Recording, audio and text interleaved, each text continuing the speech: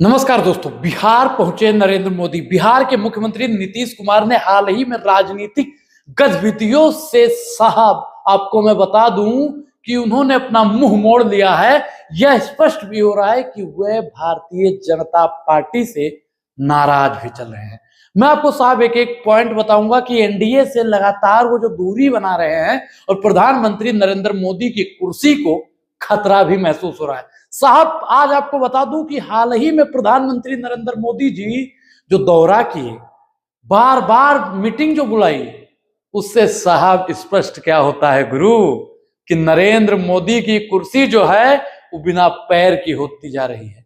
नरेंद्र मोदी की जो बैठकें हो रही हैं, नीतीश चाचा उस बैठक में सम्मिलित भी अगर हो जाते हैं तो उनका रुख और रुझान क्या कहता है ये आप जानते होंगे। लगातार राहुल गांधी चाचा यानी बिहार का दौरा कर रहे थे और प्रधानमंत्री जी ने भी कर लिया, जबकि अजीत पवार, एकनाथ शिंदे, पवन कल्याण और साहब अनुप्रिया पटेल, सबका नाम आपके मन में होगा, सबको आप जानते होंगे, चिराग पासवान और भी बड़े बड़े दिग्गज नेता हैं। साहब किसी का ऐसा कोई सगा नहीं जिसे चाचा ने ठगा नहीं। और चंद्रबाबू नायडू समेत साहब जो बड़े नेता हैं, वो मुख्य नेता मौजूद तो थे।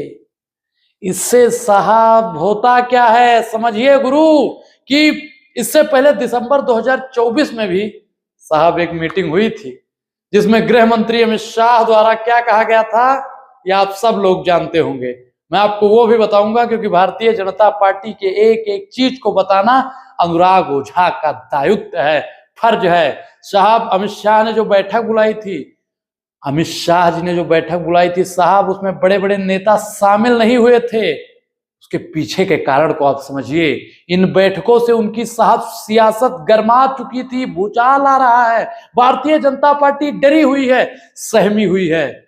इन बैठकों से उनकी गैर मौजूदगी को लेकर साहब कई राजनीतिक अटकलें आ रही हैं। क्या वाकई में भारतीय जनता पार्टी अब डर चुकी है, सहम चुकी है, घबरा चुकी है? क्या वाकई में नरेंद्र मोदी जी कमजोर हो गए?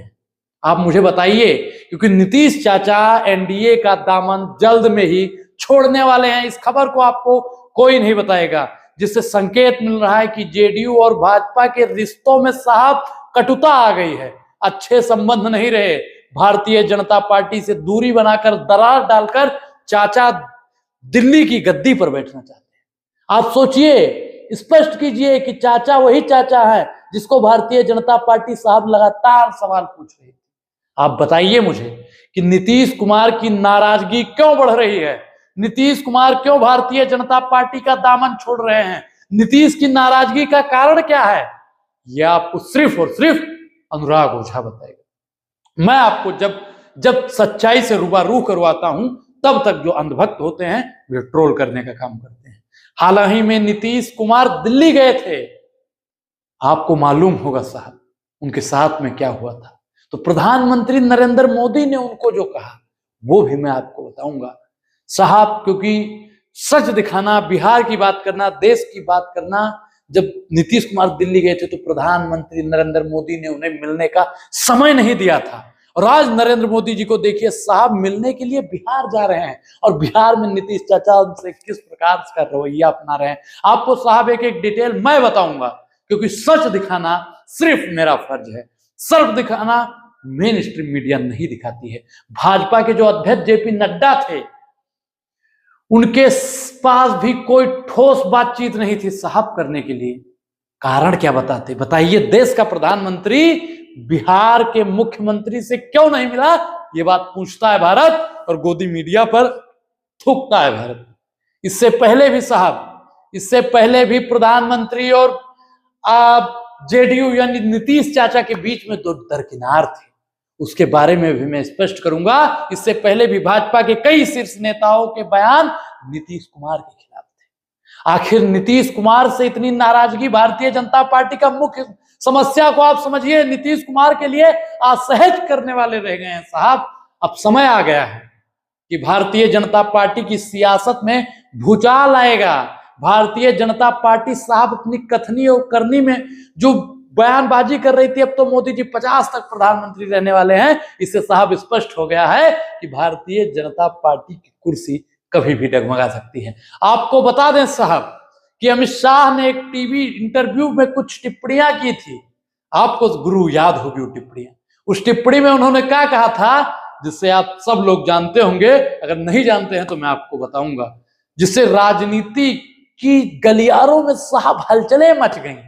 वो हलचल क्या थी, उन्होंने इंटरव्यू के दौरान क्या टिप्पणियां की थी, ये सब मैं आपको बताऊंगा। क्योंकि जिस प्रकार से देश में साहब राजनीति में भूचाल आ रहा है, प्रधानमंत्री नरेंद्र मोदी की कुर्सी खतरे में जा रही है, अमित शाह की भी कुर्सी खतरे में चली जाएगी। आपको बता दें कि बिहार के जो भाजपा के प्रदेश अध्यक्ष हैं, जान गए कौन साहब? मैं बताऊंगा आपको कि बिहार के जो प्रदेश अध्यक्ष और अन्य नेताओं की साहब जो गुटबाजी है, वो गुटबाजी क्या कहती है, उनके बयान क्या कहते हैं साहब। आप सोचिए कि नीतीश कुमार की आखिर वैल्यू क्यों नहीं है। अन्य नेताओं के जो बयानों का समर्थन किया, जिससे जेडीयू में साहब असहज हो। भारतीय जनता पार्टी जिस प्रकार का रवैया अपना रही, मैं कह रहा हूं प्रधानमंत्री जी बिहार जाते हैं लेकिन बीपीएससी के छात्रों की बात नहीं करते हैं। आखिर कब करेंगे प्रधानमंत्री जी बीपीएससी के छात्रों की बात? आखिर कब आपका छात्रों से नाता होगा? कब तक आप छात्रों से, युवाओं से भागते रहेंगे? आपको साहब जवाब देना होगा। भाजपा के कुछ नेता साहब, जैसे जो बिहार के हैं विजय सिन्हा, बिहार में सरकार बनने की बात कर रहे हैं। आप बताइए कि बिहार में अगर भाजपा की सरकार पूर्ण बहुमत से बन गई तो नीतीश चाचा का क्या होगा? बिहार के बड़े बड़े नेता जो हैं भारतीय जनता पार्टी के, उस सब के सब भारतीय जनता पार्टी के जो नेता हैं वो नीतीश चाचा को हटाना चाहते हैं। सीमांचल जो है साहब, बिहार में सीमांचल को अलग राज्य बनाना चाहते हैं। आखिर ये मांग क्यों उठ रही है? सीमांचल अलग राज्य बनने की मांग उठ रही है दोस्तों, ये आपको कोई नहीं बताएगा, ये सिर्फ मैं बताऊंगा, जिससे जेडीयू को साहब कमजोर किया जा सके। साहब आशंका हो रही है, आशंका को आप समझिए कि अगर सीमांचल अलग हुआ तो नीतीश चाचा, समझ जाइए आप, भाजपा बिहार में अपनी प्रचंड बहुमत की सरकार बनाना चाहती है। नीतीश चाचा को धोखा देना चाहती है साहब। बिहार भाजपा अपनी स्वतंत्र रणनीति बना रही है और इसको नीतीश चाचा बेबाकी से समझ रहे हैं।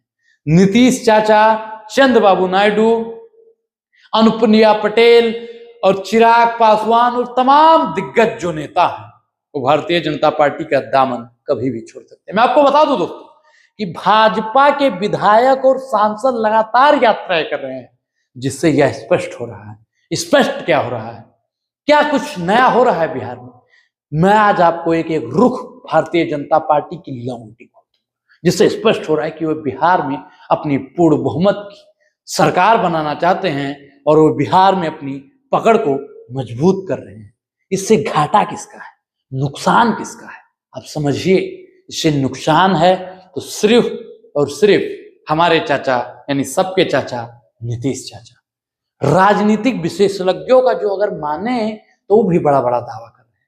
वो कह रहे हैं कि बिहार में भाजपा की सरकार अगर बनेगी तो क्या होगा? भाजपा बिहार में भी महाराष्ट्र की तरह साहब तोड़ फोड़ करना चाहती है। जिस प्रकार से उन्होंने तोड़ फोड़ की आप सब जानते हैं। सरकार बदलने की जो योजना है भारतीय जनता पार्टी की, वही योजना बिहार में बनाई जा रही है।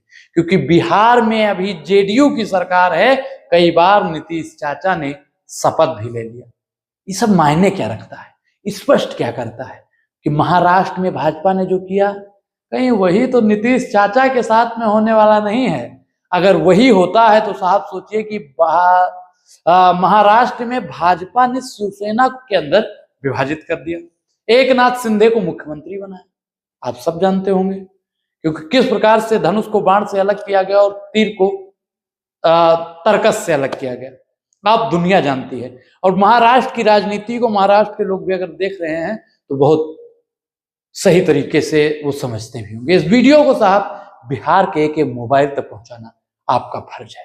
क्या बिहार में भी भाजपा दोस्तों आप बताइए मुझे, क्या बिहार में भाजपा वही रवैया तो नहीं अपनाने वाली है? जेडीयू को तोड़ने की कोशिश तो नहीं चल रही है? साहब अगर ये सब सत्य होता है तो नीतीश चाचा बर्बाद हो जाएंगे। इस पूरी बातचीत पर आपकी क्या प्रतिक्रिया, अपनी प्रतिक्रिया जरूर दें। और अभी तक आपने हमारे चैनल को सब्सक्राइब नहीं किया है तो सब्सक्राइब करना भी बेहद जरूरी है। अब अनुराग ओझा को दीजिए इजाजत। शुक्रिया, बहुत बहुत धन्यवाद।